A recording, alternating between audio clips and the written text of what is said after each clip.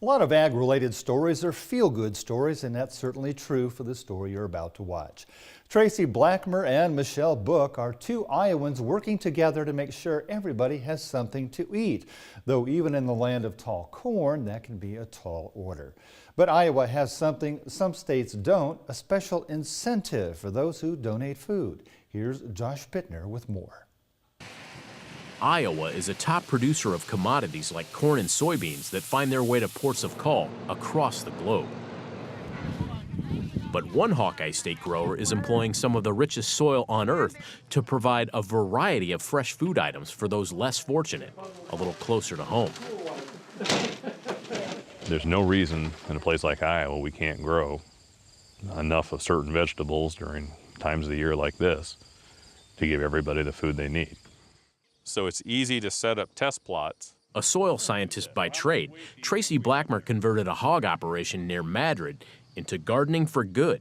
And that's all planted by hand. A nonprofit organization that educates youth and corporate volunteers about agriculture and community service.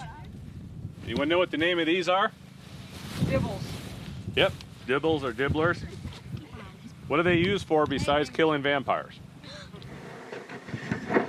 More and more kids are further removed from the farm from ever. And even though this is rural Iowa, there are farms all around, most kids still couldn't even tell you what a soybean plant is.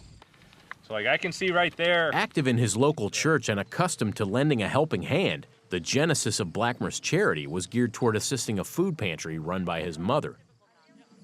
The initial harvest was so abundant, it filled the shelves of 3 additional pantries, and then some.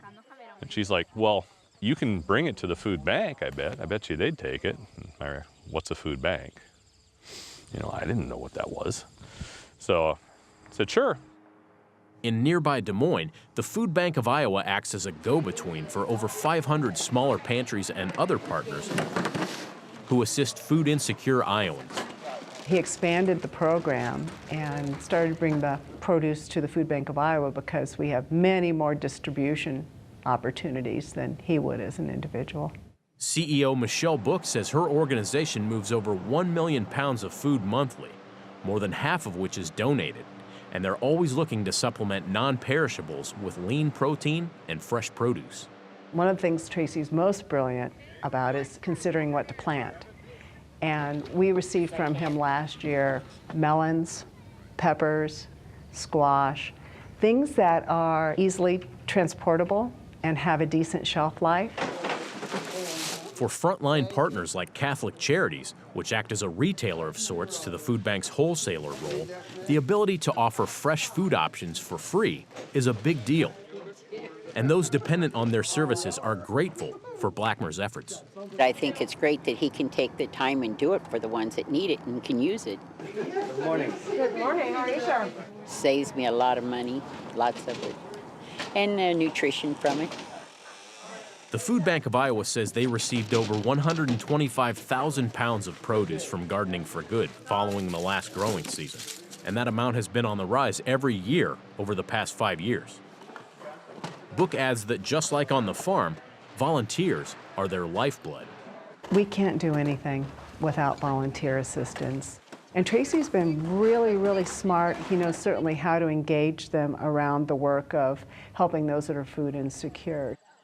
Since 2014, the state of Iowa has offered an annual farm-to-food donation tax credit of 15%, up to $5,000, for eligible farm operations donating self-produced food commodities to food banks or other emergency feeding organizations. Blackmer has utilized his research trial expertise and the tax credit option to help convince a handful of other producers to pitch in. The model is scalable for some things. There's a lot of people that have that patch of something that maybe it's the point rows that are hard to get at, or for whatever reason there's that nice little area that's separate. It's a really good reinforcement for landowners and or the farmers to do that. Though Blackmer classifies his 20 acres as a hobby farm, he's adapted it to reap benefits from challenges large neighboring operations face and help clean up the environment as well.